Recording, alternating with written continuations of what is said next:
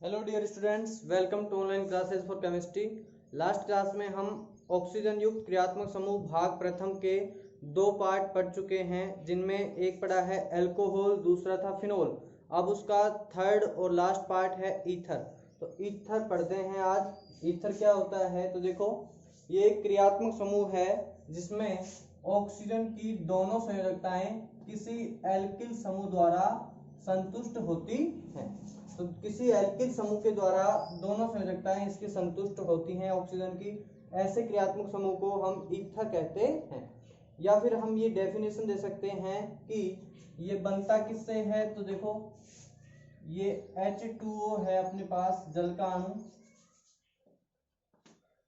और जल के अणु से हाइड्रोजन का प्रतिस्थापन, जल के अणु से हाइड्रोजन का प्रतिस्थापन दो एल्किल समूह द्वारा करने पर, दो एल्किल समूह के द्वारा करने पर हमें एक ईथर प्राप्त होता है। तो ये बोल सकते हैं कि ईथर किसका व्युत्पन्न है, किससे प्राप्त हुआ है। तो हम बोल सकते हैं ईथर हमें जल से प्राप्त होता है, यानी जल का व्युत्पन्न है।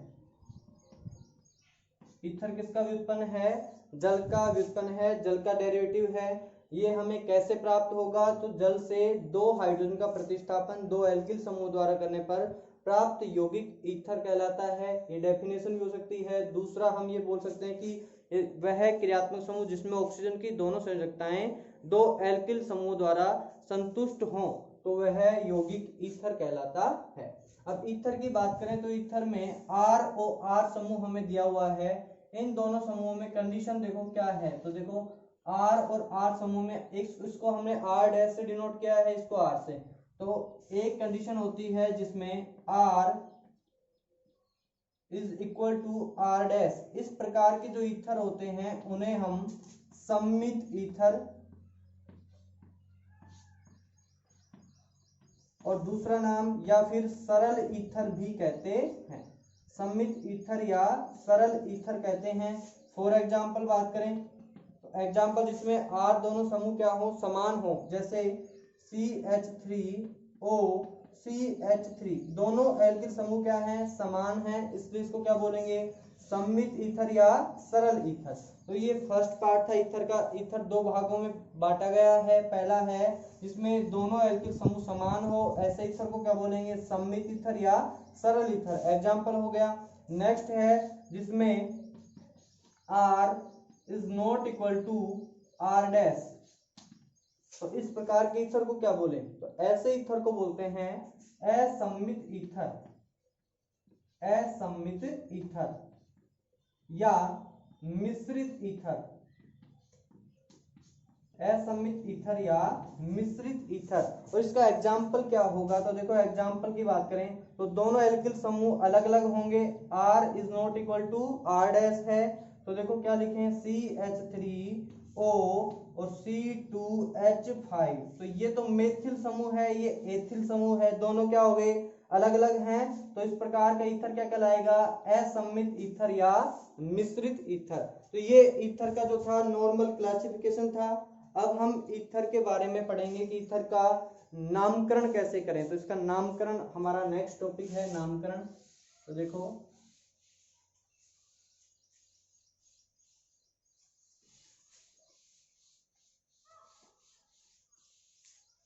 नामकरण की बात करें, नोमेनक्लेचर की बात करें, नामकरण।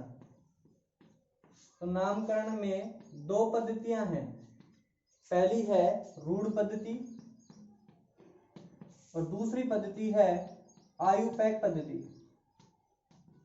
तो पहली रूढ़ पद्धति, दूसरी आयुपैक पद्धति, दोनों के आधार पर इसका नाम देखते हैं। तो फर्स्ट हम इसके नाम में देखो एग्जाम्पल लिखते हैं, सारणी बनाते हैं छोटी सी। तो यहाँ हम लिखते हैं, एक टेबल बनाएं, क्रम संख्या, serial number,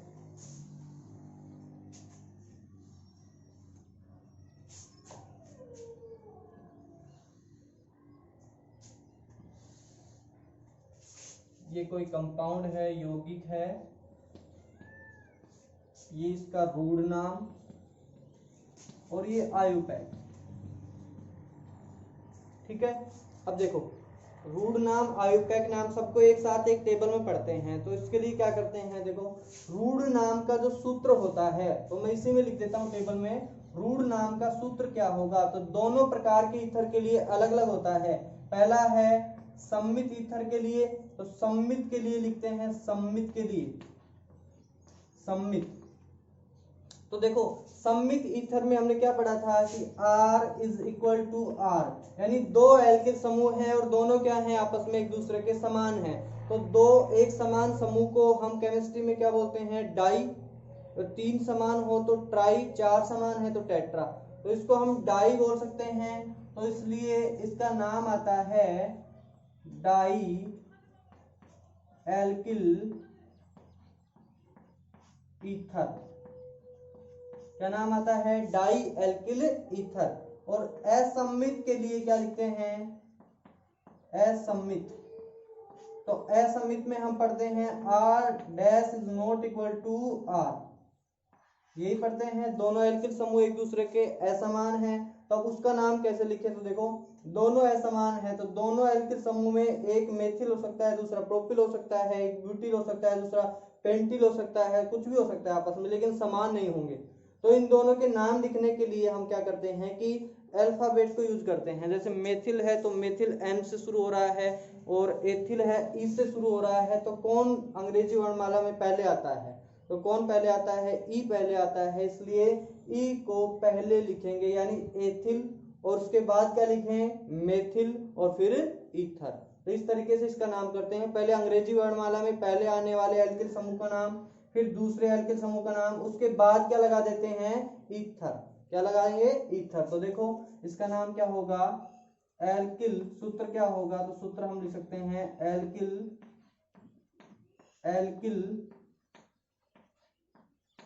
ether, alkyl alkyl ether. तो ये एल्किल कौन सा है, जो अंग्रेजी वर्णमाला में पहले आ रहा है, और ये क्या है जो अंग्रेजी वर्णमाला में बाद में आता है इसका नाम।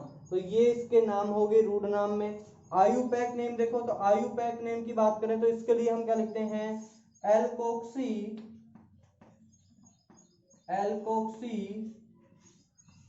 एल्केन। क्या सूत्र है, एल्कोक्सी एल्केन, सूत्र हो गया एल्कोक्सी एल्केन। अब एल्कोक्सी किसे लिखें, एल्केन किसे लिखें, क्योंकि एक एल्किल समूह को हम यहाँ एल्कोक्सी लिख रहे हैं, दूसरे को एल्केन लिख रहे हैं। तो कौन से को एल्कोक्सी लिखें, तो याद रखें जो छोटा समूह है, हम बात कर रहे हैं कौन से ईथर की, असम्मित ईथर की, क्योंकि दोनों में जब अलग अलग हो जाते हैं तो कंडीशन ये बनती है कि हम कौन से को एल्कोक्सी लिखें, किसे हम क्या लिखें, एल्केन। तो इन दोनों की जब कंडीशन होती है तो हमें छोटे एल्किल समूह को, इन दोनों में से जो भी छोटा एल्किल समूह हो उसे हम लिखेंगे एल्कोक्सी के रूप में। जो छोटा एल्किल समूह है दोनों में से उसे लिखेंगे एल्कोक्सी के रूप में, जो बड़ा एल्किल समूह है उसको लिखेंगे एल्केन के रूप में। तो देखो जैसे हम अब एग्जांपल्स की बात करें कि यहाँ जो क्रम संख्या 1 है, एग्जांपल हमने लिया CH3O CH3, सिंपल एग्जांपल है। तो इसका रूढ़ नाम क्या होगा, तो रूढ़ नाम इसका मैं यहाँ लिख रहा हूँ, रूढ़ नाम क्या होगा, तो रूढ़ नाम है, सम्मित है असम्मित, तो सम्मित है, सम्मित के लिए सूत्र क्या आ रहा है, डाई एल्किल ईथर। तो डाई एल्किल ईथर, तो डाई एल्किल, दो समूह एल्किल के हैं, दोनों समान हैं, सम्मित ईथर है, क्या बोलेंगे, मेथिल। तो dimethyl ether, dimethyl ether, ठीक है। इसका आयुपैक नेम क्या होगा, तो आयुपैक नेम वहां पर नंबर 1 करके लिख रहा हूं मैं, आयुपैक नेम क्या लिखेंगे, तो यहाँ नंबर 1 कंपाउंड का आयुपैक नेम देखो, CH3 समूह है, दोनों समूह क्या है, समान है, ऐसी कोई कंडीशन नहीं है। तो अब क्या करें, अब किसी भी एक को एल्कोक्सी लिख दो और दूसरे को एल्केन लिख दो, कोई फर्क नहीं पड़ता। तो मेथिल के साथ ऑक्सी लगाओगे मेथोक्सी, और ये क्या हो गया, मेथेन, मेथोक्सी मेथेन, या इस समूह को लिख दो तो भी वही नाम आएगा, मेथोक्सी मेथेन। तो इस तरीके से हम नाम लिख रहे हैं, देखो एक बार इसको, तो नाम हो जाएगा इसके लिए मेथोक्सी मेथेन, तो क्या लिख दें, मेथोक्सी मेथेन, ठीक है। बिल्कुल इसी तरीके से और एग्जांपल लेते हैं हम। सेकंड एग्जांपल लिया किसी C2H5O C3H7। तो देखो यहाँ पे ये 2 कार्बन का समूह एल्किल है, ये 3 कार्बन का एल्किल समूह है, तो इन दोनों में आपस में अंतर है, दोनों क्या है, असमान है। तो कौन सा ईथर हो गया, असमित ईथर या मिश्रित ईथर। तो असमित या मिश्रित ईथर का नाम रूढ़ पद्धति में क्या लिख रहे हैं हम, एल्किल एल्किल ईथर। अच्छा, पहला वाला एल्किल कौन है जो अंग्रेजी वर्णमाला में पहले आ रहा है, तो देखो अंग्रेजी वर्णमाला में पहले कौन सा एल्किल आएगा, C2H5 के लिए एथिल, C3H3 के लिए प्रोपिल। तो एथिल पहले आता है, ई पहले आता है या पी पहले आता है, तो कौन आ रहा है, ई अंग्रेजी वर्णमाला में पहले आता है, इसलिए क्या लिखेंगे, एथिल, फिर प्रोपिल, फिर बाद में ईथर। तो रूढ़ नाम क्या होगा इसका, एथिल प्रोपिल ईथर।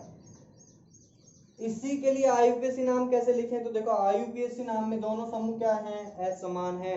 अब हमें देखना होगा कि मेथोक्सी किसे लिखें, मेथेन किसे लिखें। तो मेथोक्सी कौन से समूह को, छोटे समूह को। तो 3 कार्बन का समूह है, ये कितने का है, 2 कार्बन का, तो छोटा कौन सा हुआ, 2 कार्बन वाला। इसको क्या लिखना है, एक एल्कोक्सी के रूप में लिखना है। तो एथेन है, एथिल समूह है ये, तो एथिल के साथ एल्कोक्सी के रूप में लिखोगे तो क्या लिखा जाएगा, एथोक्सी। और एथोक्सी के अलावा इसे क्या लिखें, एल्केन के रूप में, तो एथोक्सी प्रोपेन। क्या नाम होगा यूपीएससी, एथोक्सी प्रोपेन। तो पूरा नाम हो गया एथोक्सी प्रोपेन। बिल्कुल सेम इसी तरीके से थर्ड एग्जांपल लें, C3H7O C5H11, बिल्कुल इसी तरीके से ये एग्जांपल है। नेक्स्ट, तो इसमें भी दोनों समूह क्या हैं, असमान है। अब क्या करें, ये तो है प्रोपिल, ये हो गया पेंटिल। अब प्रोपिल और पेंटिल, अब प्रोपिल समूह है PROPYL, ये है पेंटिल।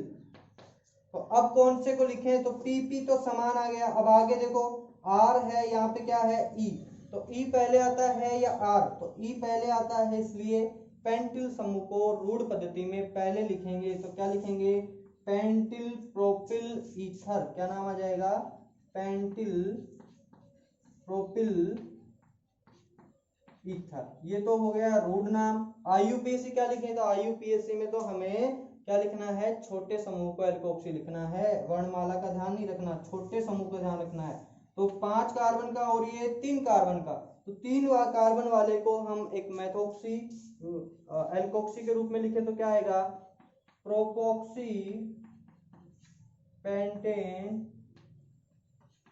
प्रोपोक्सी पेंटेन, ये इसका आईयूपीएसी नाम है। आप इसको अच्छे से देखो, फॉर्मूला दे रखे हैं ऊपर, फॉर्मूले लिख दिए कि ये सम्मित ईथर को डाई एल्किल ईथर के रूप में लिखेंगे, असम्मित ईथर को एल्किल एल्किल ईथर के रूप में लिखेंगे, आईयूपैक नेम में एल्कोक्सी एल्केन के रूप में, R is not equal to R, R dash is not equal to R। अगर ऐसा हो तो मेथोक्सी मेथेन लिखते समय, या सॉरी एल्कोक्सी एल्केन लिखते समय जो छोटा समूह होता है R, जैसे मान लिया R is less than R dash, तो हम किसे एल्कोक्सी लिखेंगे, तो हम R को एल्कोक्सी लिखेंगे।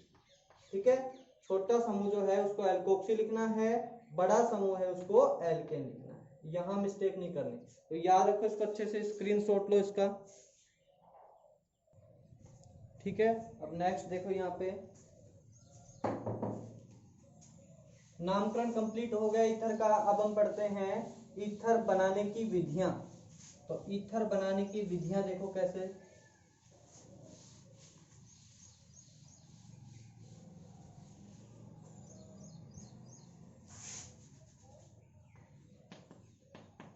बनाने की विधि। ठीक है, पहली है प्रयोगशाला विधि, और प्रयोगशाला विधि में किससे बनाते हैं, अल्कोहल से। ठीक है, तो देखो इस विधि में हमें क्या करना है, प्रयोगशाला विधि में केवल रिएक्शन को आप अच्छे से याद रखें इसको, कि प्रयोगशाला विधि में रिएक्शन कौन सी आएगी काम में। तो इस विधि में हम एथेनॉल लेते हैं, और एथेनॉल की रिएक्शन हम कंसंट्रेट H2SO4 से करवाते हैं। लगभग 373 केल्विन टेम्परेचर पे, और उस टेम्परेचर को फिर हम सेकंड स्टेप पे बढ़ा देते हैं, उसको 413 केल्विन तक कर देते हैं। तो देखो फर्स्ट स्टेप इसमें है जब हम किसी एथेनॉल C2H5OH एथेनॉल की अभिक्रिया H2SO4 से करवाएं, तो उस कंडीशन पे टेम्परेचर रखते हैं कि कंसंट्रेट H2SO4 था, उस पर टेम्परेचर कितना रखें, तो 373 केल्विन। तो फर्स्ट स्टेप पे 373 केल्विन टेम्परेचर, कंसंट्रेट H2SO4 और एथेनॉल। जब ऐसी रिएक्शन होगी तो यहाँ हमें H प्लस HSO4 माइनस प्राप्त होगा। यहाँ से क्या मिलेगा, तो यहाँ से मिलता है OH समूह माइनस के रूप में, ठीक है, और C2H5 प्लस यानी कार्ब कैटायन मिलेगा, और OH माइनस, यहाँ H प्लस, ये H2SO4, ठीक है। अब देखो यहाँ क्या करते हैं, नॉर्मल सी बात है, जब हम किसी कार्बनिक यौगिक पे अम्ल डालते हैं तो हमें क्या प्राप्त होता है, अच्छे से पढ़ाया हुआ है। किसी कार्बनिक यौगिक पर अम्ल डालोगे कार्ब धनायन मिलेगा, किसी कार्बनिक यौगिक पे क्षार डालोगे कार्ब ऋणायन मिलेगा, अच्छे से पढ़ाया हुआ है लास्ट क्लास में। तो देखो यहाँ हम आगे क्या करें, तो उस कंडीशन पे हमें क्या करना है, HSO4 को OH माइनस से रिप्लेस करेंगे तो क्या मिलता है, C2H5HSO4 प्लस H2। एक न्यूक्लियोफिलिक सब्स्टिट्यूशन रिएक्शन हो रही है यहाँ पे। तो यहाँ उसके बाद में सेकंड स्टेप में क्या करें, तो सेकंड स्टेप में देखो, सेकंड स्टेप में अपने को क्या करना है, तो C2H5OH है, H5OH है, प्लस में C2H5HSO4, ठीक है। तो यहाँ पर जब हम इन दोनों की रिएक्शन करवाते हैं तो हमें क्या मिलेगा, तो यहाँ से H और HSO4 H2SO4 के रूप में बाहर निकलते हैं, और एक एल्कोक्सी के साथ एल्केन जुड़ता है, एक एथोक्सी समूह के साथ एथिल जुड़ता है, ये भी बोल सकते हैं। तो हमें क्या मिलेगा, C2H5O C2H5 प्लस H2SO4, और यहाँ टेम्परेचर हम लेते हैं 413 केल्विन। अब इसमें एक बात याद रखने की है कि रिएक्शन में हम कंसंट्रेट H2SO4 ले रहे हैं, और यहाँ भी हमें H2SO4 मिल रहा है, लेकिन फिर भी अगर इस रिएक्शन को और आगे दूसरे उसी रिएक्शन को और आगे करवाएं तो हमें H2SO4 अलग से लेना पड़ता है। इसका कारण क्या है, क्यों ऐसा क्यों होता है, तो देखो कंसंट्रेट H2SO4 है, हमने लिया, चलो ठीक है, रिएक्शन हो गई। अब यहाँ जो जल बना है ये बनने वाले H2SO4 के साथ मिक्स होकर इसको क्या कर देता है, डाइल्यूट।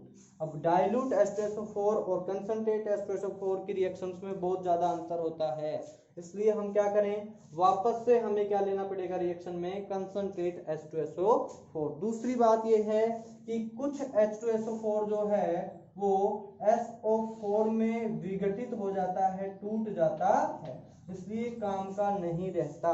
तो याद रखें प्रयोगशाला विधि में क्या करना है, एथेनॉल की रिएक्शन कंसंट्रेट H2SO4 से, ठीक, जलकाणु बाहर निकलेगा, टेम्परेचर 373 केल्विन। दूसरे स्टेप में हम क्या करें, तो H2SO4 बाहर निकलेगा 413 केल्विन टेम्परेचर, और नया H2SO4 हर बार हमें कंसंट्रेट लेना पड़ता है। कारण है क्योंकि बनने वाला जल उसे डाइल्यूट कर देता है।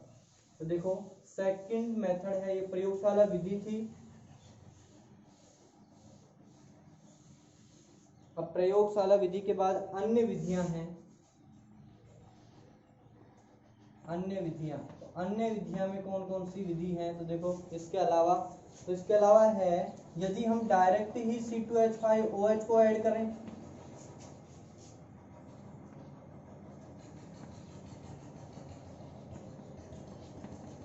और इससे जलकाणु निकाल दे तो भी ईथर मिल जाएगा।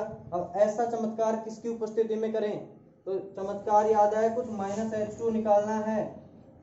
अब -H2 निकालना है तो मैंने बता रखा है निर्जली कारक लेंगे, और निर्जली कारक कौन कौन से हैं, कंसंट्रेट H2SO4 है, उसकी रिएक्शन हमने देख ली, कंसंट्रेट H2SO4 की रिएक्शन हमने देख ली। दूसरा क्या लें, तो दूसरा क्या लें, तो दूसरा है निर्जल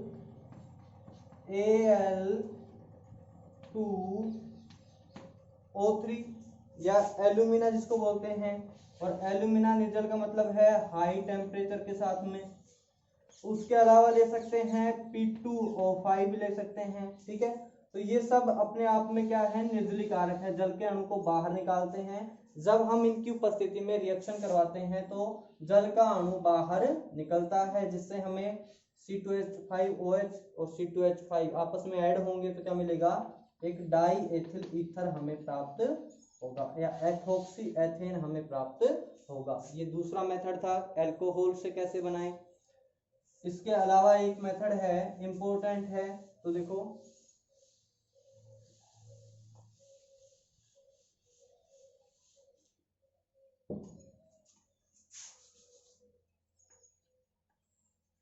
इंपॉर्टेंट मेथड है किसके साथ में, धात्विक ऑक्साइड, धात्विक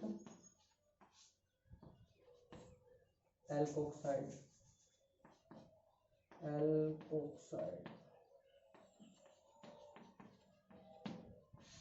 व एल्किल हैलाइड।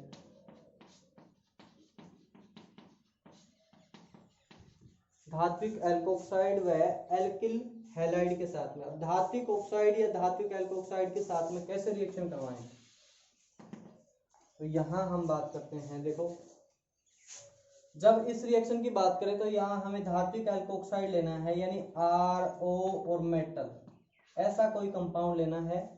एल्किल हैलाइड की बात करें तो हमें RX लेना है। और जब इन दोनों की रिएक्शन करवा देंगे तो मेटल के साथ में हैलोजन निकल जाएगा, जो कि एक साल्ट होता है या लवण होता है, और ROR हमें प्राप्त होगा। ये तो सिंपल सी बात थी। अब हम इसका एग्जाम्पल देखते हैं कि इसमें कौन कौन से एग्जाम्पल से कैसे रिएक्शन होती है, ये देखने वाली बात है इसमें।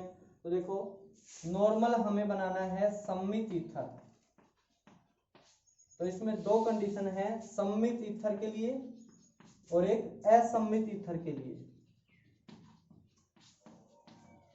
या सरल ईथर के लिए या मिश्रित ईथर के लिए, नाम कुछ भी लिख दें। सम्मित ईथर के लिए जब रिएक्शन करवाते हैं तो याद रखो धात्विक एल्कोक्साइड, एल्किल हैलाइड, दोनों में से कोई भी कैसा भी एग्जाम्पल हम लें तो धात्विक एल्कोक्साइड कोई भी ले सकते हैं, एल्किल हैलाइड कोई भी ले सकते हैं, इससे कोई फर्क नहीं पड़ेगा यदि हम सम्मित ईथर बना रहे हैं तो। जैसे लेकिन कार्बन की संख्या सेम होनी चाहिए, क्योंकि नाम कौन सा लिख रहे हैं हम, सम्मित ईथर, दोनों एल्किल समान होनी चाहिए। तो धात्विक एल्कोक्साइड हम ले लिया C2H5ONA, तो C2 दो कार्बन वाला है, तो एल्किल हैलाइड भी कितने का लें, दो कार्बन का लें, C2H5Cl। अब इसकी रिएक्शन करवाते हैं तो NaCl बाहर निकलेगा और हमें क्या मिलेगा, C2H5O C2H5, एक डाई एथिल ईथर जो एक सम्मित ईथर है वो हमें प्राप्त हो गया।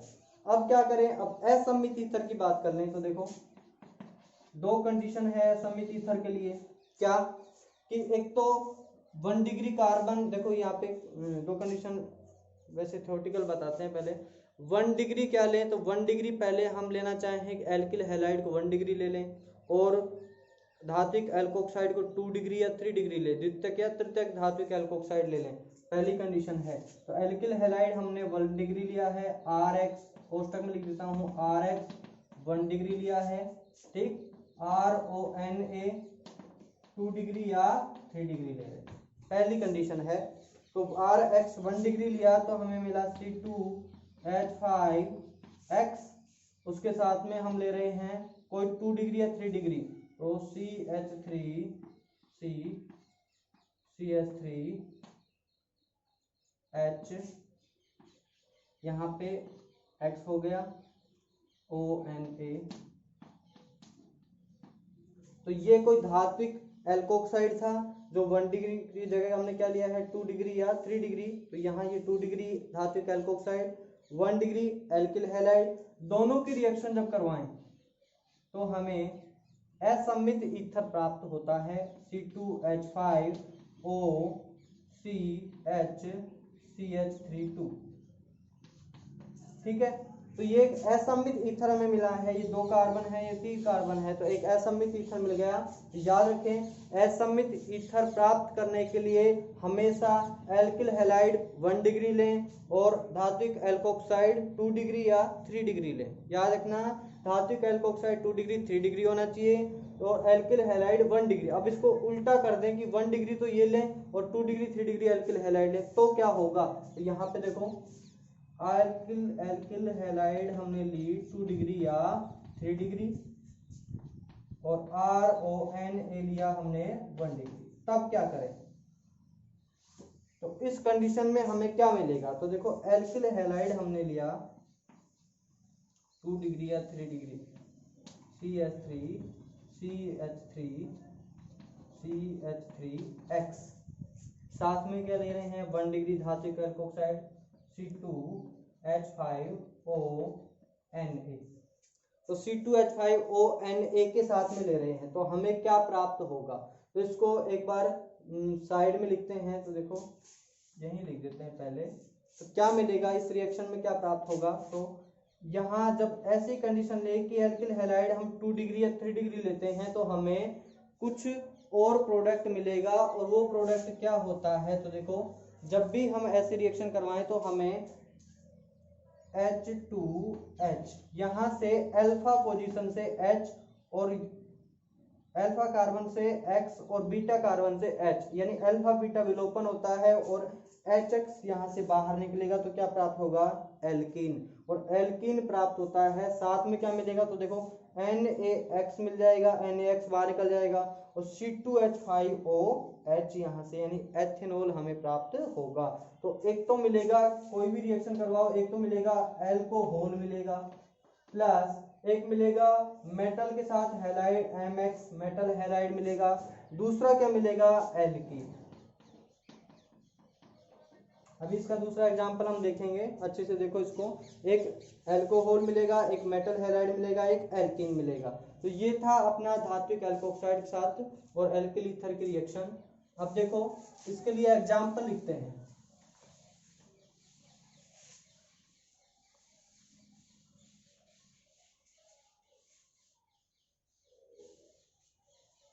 स्पेशल कंडीशन की बात कर रहे थे हम कि एल्किल हैलाइड हमने लिया 2 डिग्री या 3 डिग्री प्लस RONA हमने लिया 1 डिग्री, तो क्या होगा एक्सेप्शनल केस, ठीक है, किसके लिए ईथर बनाने के लिए। तो हम एग्जांपल लेते हैं यहाँ पे CH3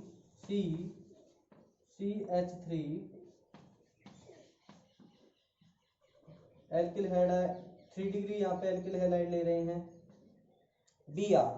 साथ में हम क्या लें, एक एल्कोक्साइड जो 1 डिग्री होना चाहिए, तो क्या लें NaOC3H7, ठीक है। अब जब ऐसी कंडीशन हमें मिलेगी तो हमें क्या क्या प्राप्त होगा प्रोडक्ट के रूप में। तो देखो NaBr, साथ में यहाँ जो CH2H है ये निकलता है OCH3H यानी एक प्रोपेनॉल के रूप में, और यहाँ से जब H निकलेगा तो क्या प्राप्त होगा प्लस, सॉरी माइनस, यहाँ पे प्लस, और जब प्लस माइनस एक एडजेसेंट पोजीशन पे कार्बन पे होते हैं तो वो हमेशा डबल बॉन्ड बनाते हैं, ये बताया हुआ है आपको। जब ऐसी कंडीशन होगी तो क्या मिलेगा, तो देखो डबल बॉन्ड यहाँ बनेगा, तो दोनों कार्बन के बीच में यहाँ डबल बॉन्ड बनेगा, यानी एक एल्कीन प्राप्त होगी। तो प्रोडक्ट क्या लिख सकते हैं सीधा CH3 डबल बॉन्ड CH2, ये तो प्रोडक्ट हो गया एल्कीन 2 मेथिल प्रोपीन, इसका नाम हो गया 2 मेथिल प्रोपीन। अब देखो NaBr मिला साथ में, तो NaBr मैंने क्या बताया था मेटल हैलाइड मिलेगा, वही है, ये मेटल है ये हैलाइड है, ठीक, ये एल्कीन हो गया। अब साथ में क्या बताया था अल्कोहल मिलेगा, तो CH3H7OH, ये क्या है प्रोपेनॉल, और ये एक अल्कोहल होता है। तो ये सब रिएक्शन हमने पढ़ी। अब हम नेक्स्ट टॉपिक पढ़ते हैं ईथर। तो ईथर में एग्जांपल लेते हैं डाई एथिल ईथर। तो डाई एथिल ईथर की स्ट्रक्चर आज हम देखते हैं।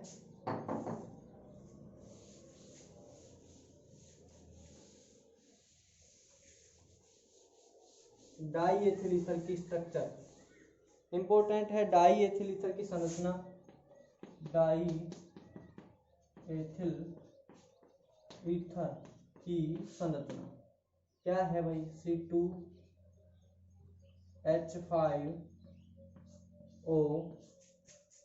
C2H5 यही है। यहाँ पे दो लोन पेयर हैं, ठीक।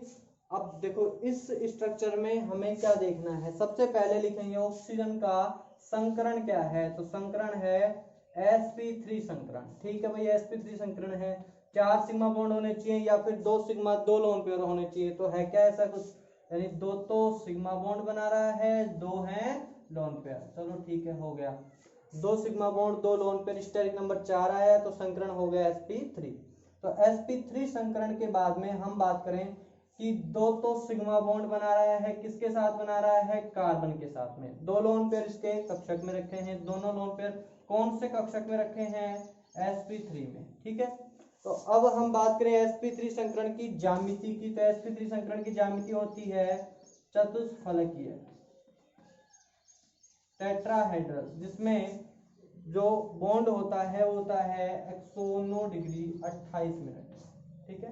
तो 109 डिग्री 28 मिनट का बॉन्ड होना चाहिए, लेकिन होता कितना है?